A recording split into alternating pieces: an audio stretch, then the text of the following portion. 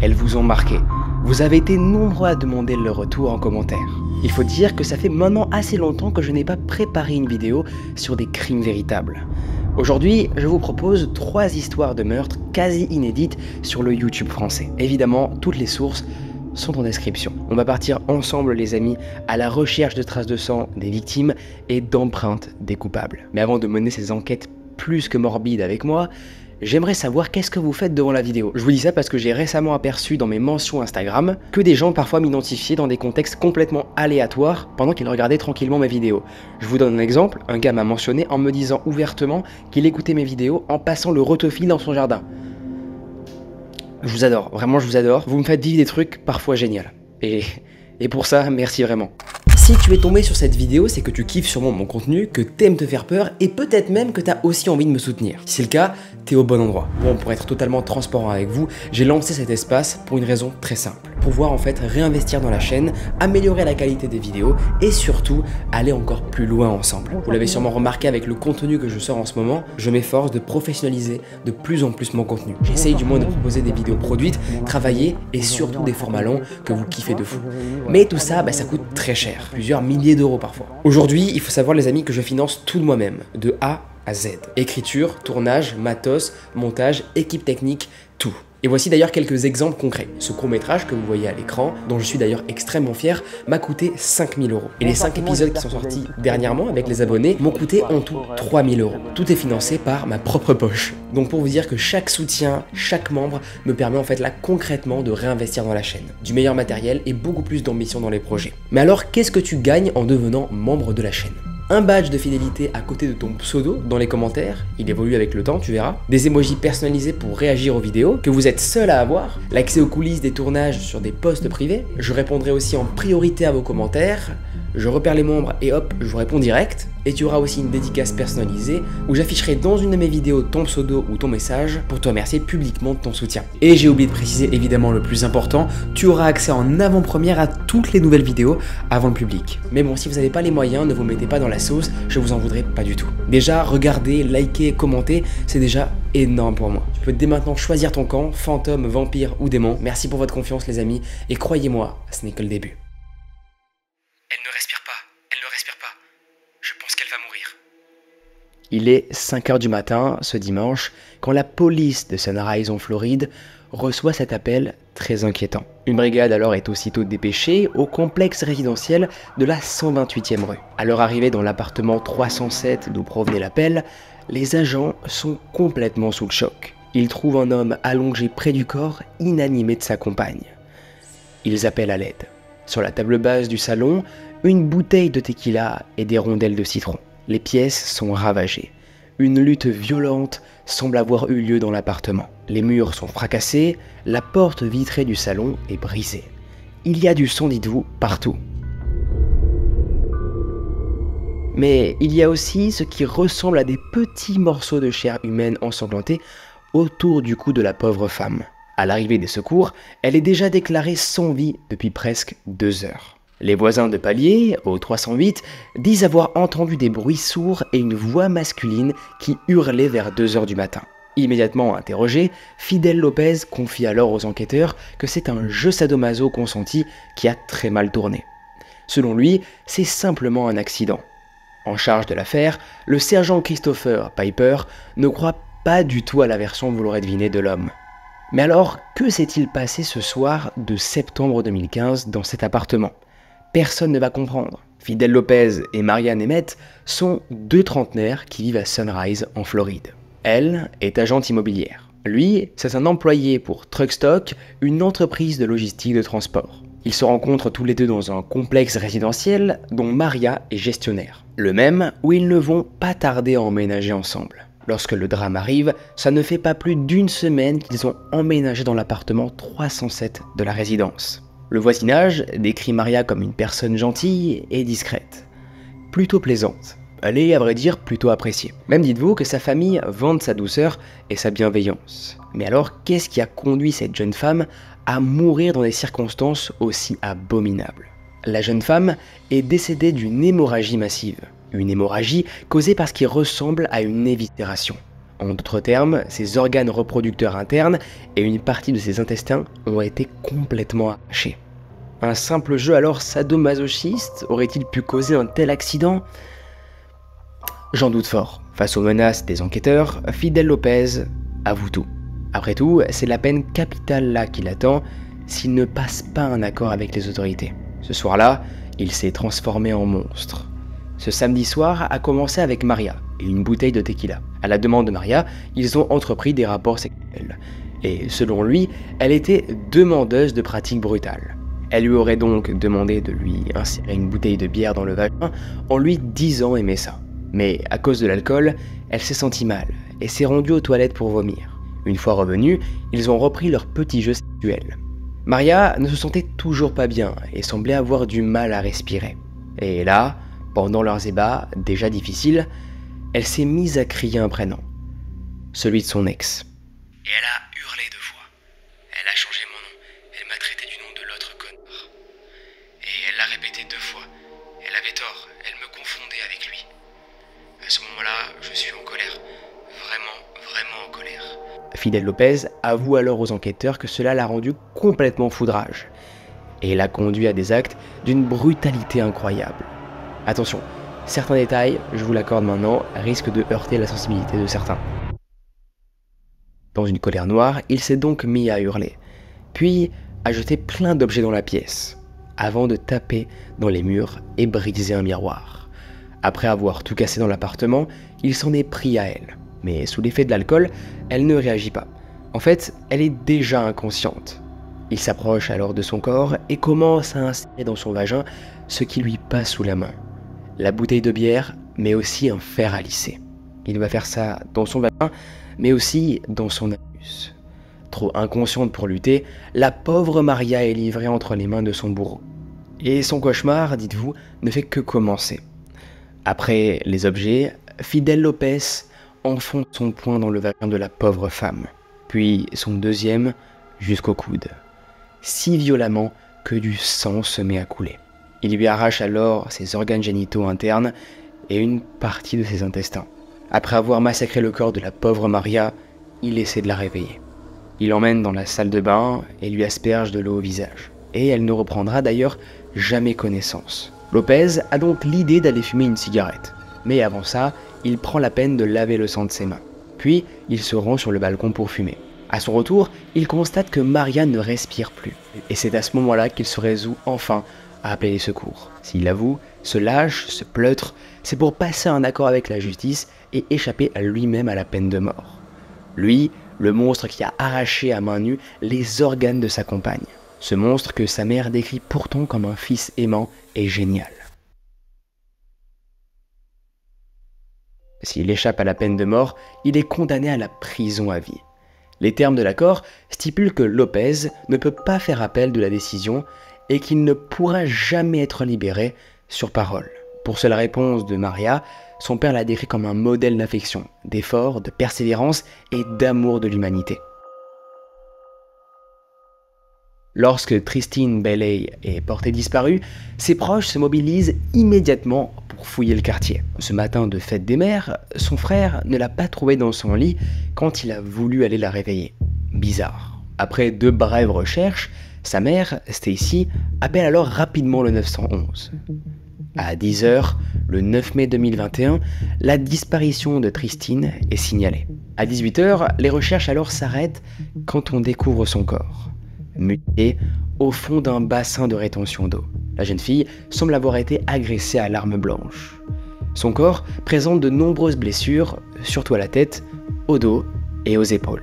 Mais qui a bien pu faire subir ça à cette jeune fille appréciée de tous? Tout le monde va se poser cette question. Tristine Bailey a 13 ans en mai 2021.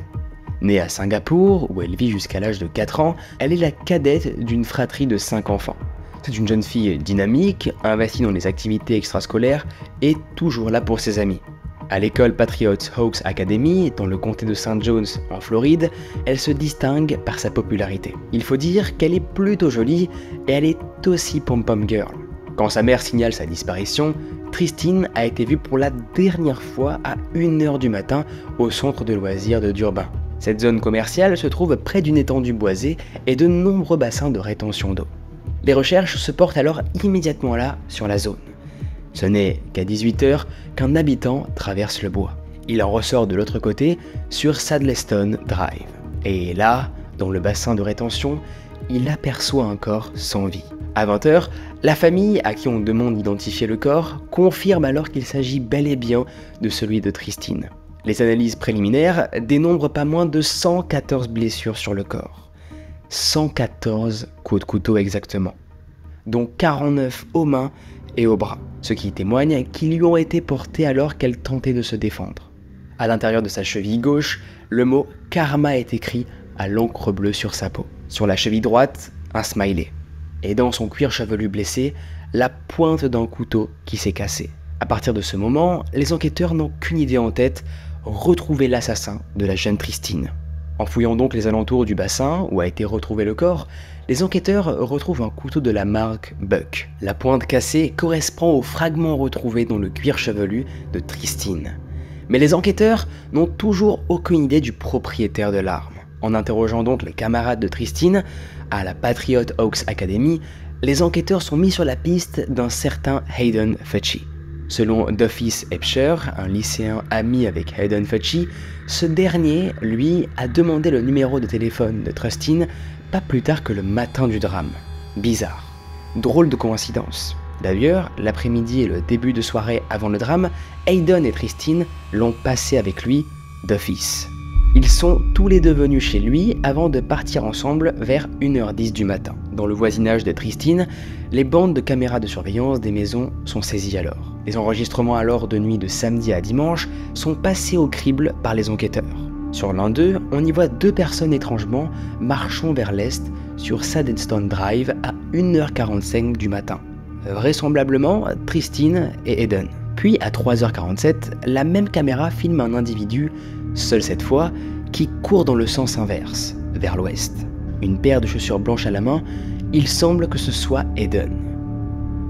En revanche, plus aucune trace de Tristine.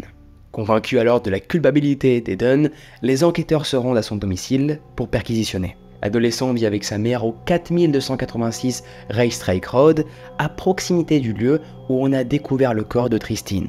Le 10 mai, vers minuit, la police alors se rend chez eux, dans l'espoir évidemment de trouver des preuves pour inculper Hayden. Et là, c'est l'horreur. Des vêtements ensanglantés sont retrouvés dans sa chambre et dans le lavabo de la salle de bain. Le jean et le siphon du lavabo sont testés positifs à la présence de sang.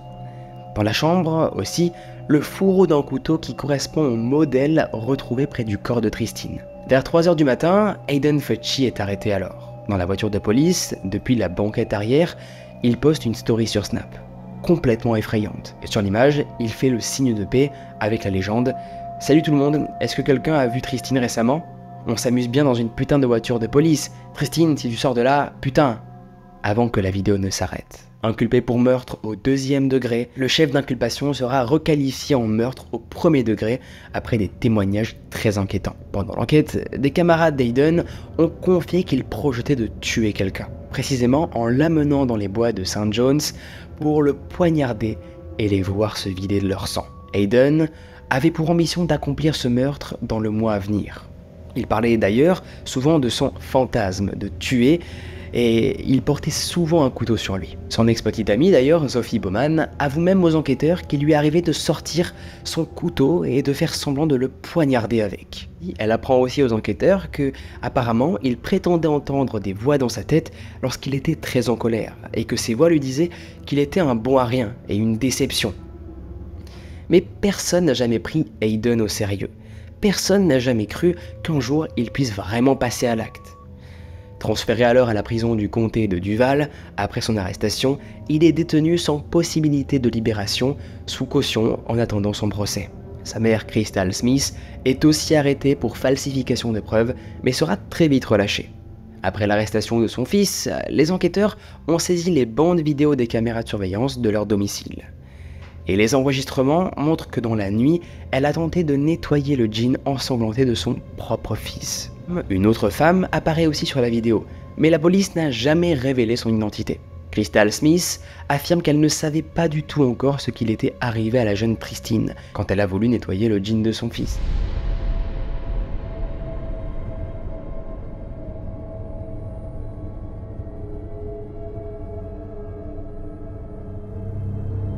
Face à Aiden Fucci, les enquêteurs veulent savoir que s'est-il passé vraiment entre 1h10 du matin et 3h45 ce matin de la fête des mères. Qu'a-t-il fait à la pauvre Tristine Bailey? Aiden dit aux enquêteurs qu'après être parti de chez Duffy's, il a marché avec Tristine le long de Northern Parkway jusqu'à qu'elle tourne sur Clusterbane Drive pour rentrer chez elle.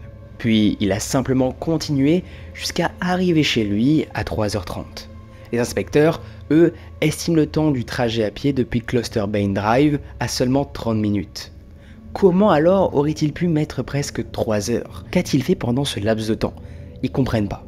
Face à l'insistance des enquêteurs pour obtenir encore plus de détails, Aiden modifie complètement sa version. Il avoue que Tristine et lui se sont disputés après qu'il ait essayé de toucher ses parties intimes. Agressée, la jeune fille a tenté de se défendre et il dit l'avoir repoussée. Puis, elle est tombée et s'est cognée la tête. Il clame son innocence. Mais devant le jury en 2023, il finit par plaider coupable pour meurtre au premier degré. Les experts ne lui diagnostiquent aucun problème mental. Parmi les témoins appelés à la barre, la famille de Tristine, ses amis, les membres de l'équipe de Pom Pom Girls et des employés de la Patriots Oaks Academy. Mais aussi la grand-mère de Aiden Fucci qui tente de le défendre en criant « S'il vous plaît, ne le retirez pas de nos vies pour toujours ». Lui avoue avoir complètement commis le meurtre. Pour le juge, Tristine a subi une mort douloureuse et terrible entre les mains d'une personne en qui elle avait confiance. Il considère alors que le crime est affreux, atroce et cruel, et les témoignages prouvent qu'il a été orchestré sans autre motif que de ressentir ce que c'est de tuer.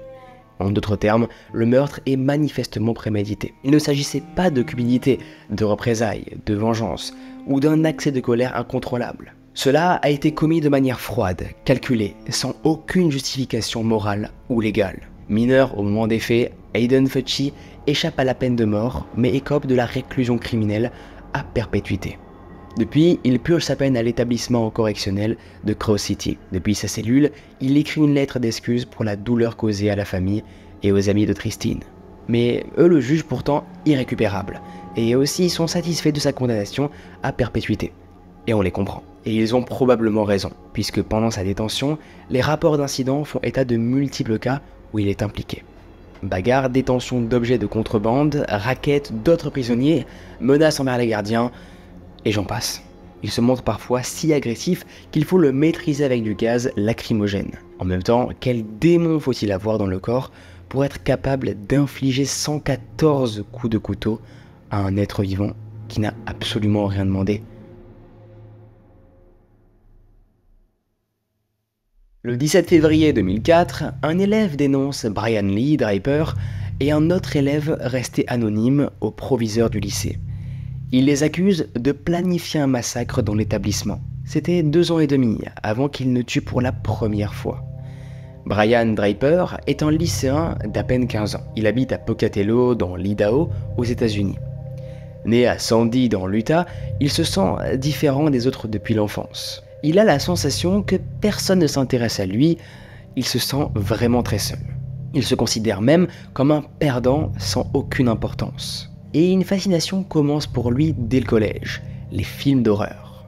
Et puis, quand il a 9 ans, il découvre aux informations le massacre de Columbine.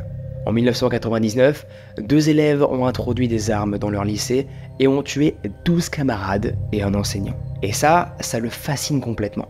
Il développe alors l'idée que lui aussi doit faire quelque chose de grand et de mauvais. Internet lui permet alors de discuter sur des forums avec d'autres obsédés par la fusillade. Quand il déménage à Pocatello, il rencontre alors Torrey Michael Adamczyk. Tous les deux, intéressés par le cinéma, ils se découvrent vite des atomes crochus.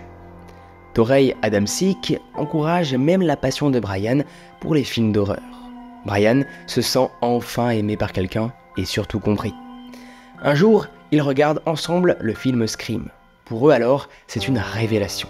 Les 2 amis passent leur temps ensemble à s'enregistrer en vidéo à l'aide d'une caméra rejouant les scènes de leur film préféré. Et leur rêve est de tourner leur propre version de Scream. Bien sûr, il n'est pas question de tuer quelqu'un. Non. Toney assure à Brian qu'il suffit de faire semblant en prenant quelqu'un par surprise, pour rendre la scène d'effroi beaucoup plus réaliste qu'au cinéma. La victime est désignée lorsqu'ils apprennent qu'une camarade de classe, Cassie, s'apprête à garder la maison de sa tante en son absence. Seule dans la maison, la situation est parfaite pour reproduire alors le scénario du film. Le 22 septembre 2006, Cassie se rend sur White Spring Cliff Drive. Elle y va pour garder la maison, comme convenu.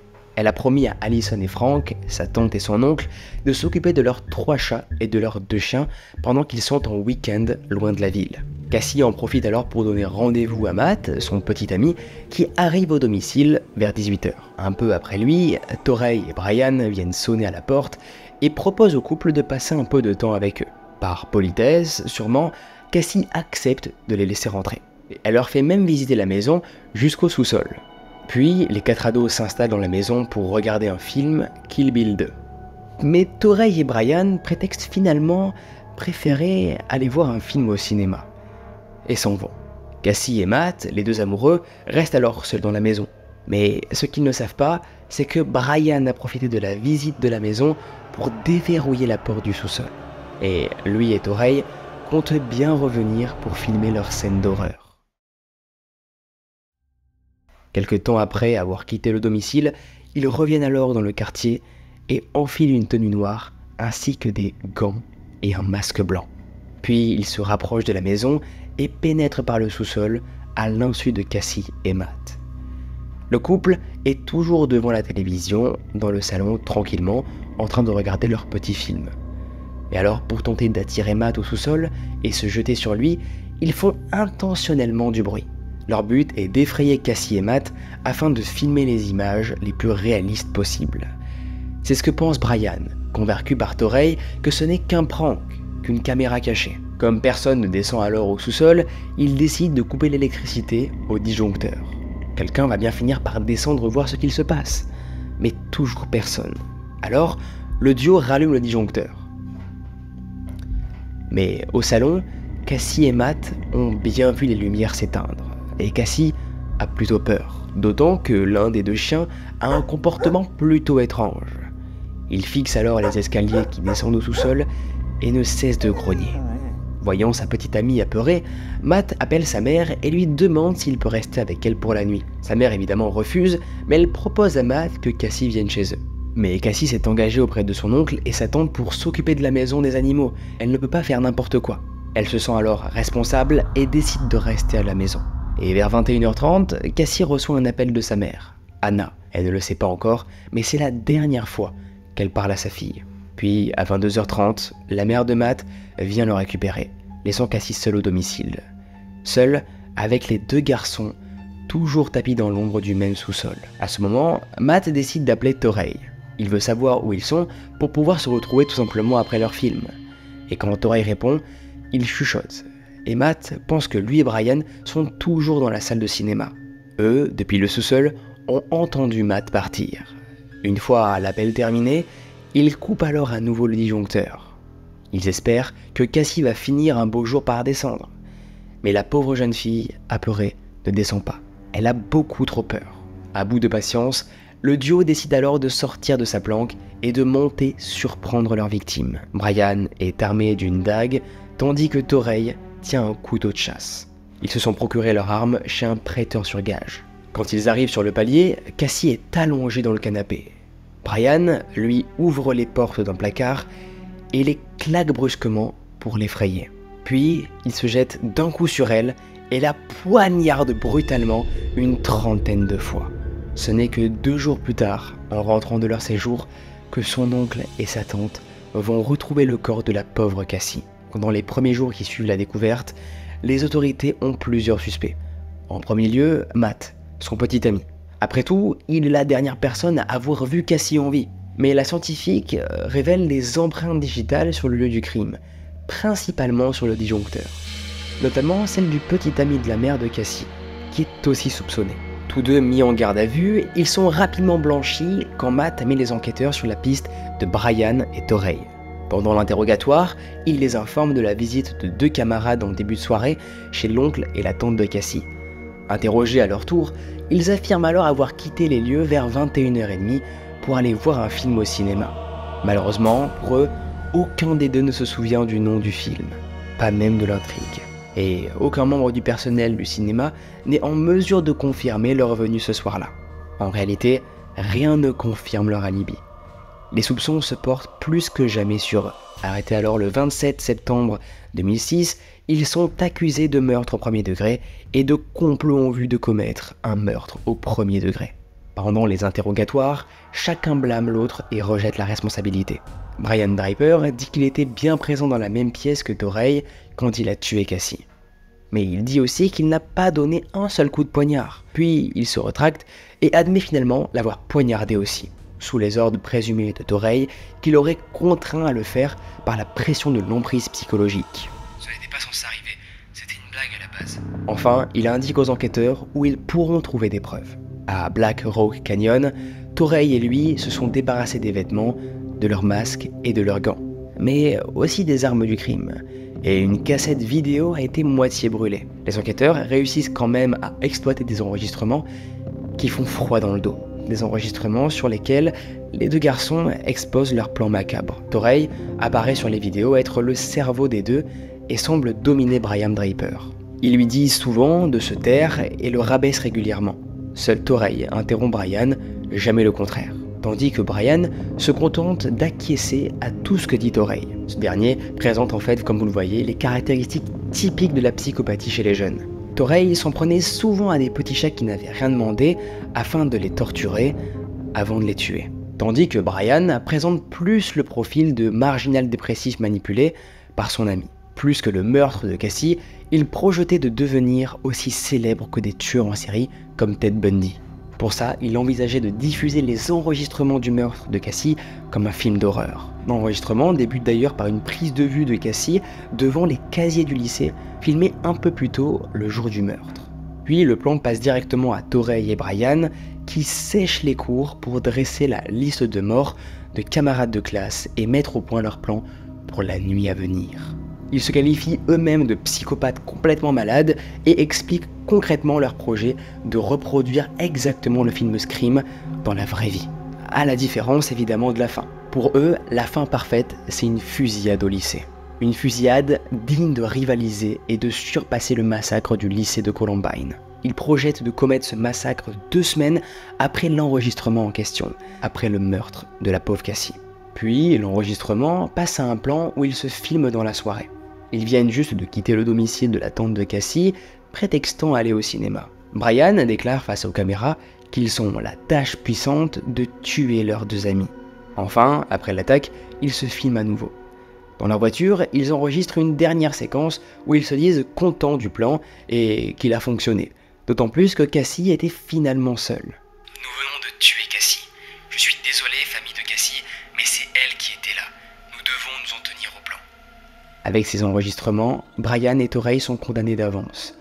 En 2007, après avoir été reconnus coupables de meurtre au premier degré, ils sont alors condamnés à perpétuité sans possibilité de libération conditionnelle.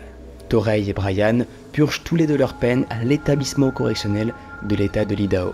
Pendant ce temps, Brian Draper a tout le temps de réfléchir à ses actes. Via un appel depuis la prison, il se confie aux journalistes à propos du meurtre de Cassie.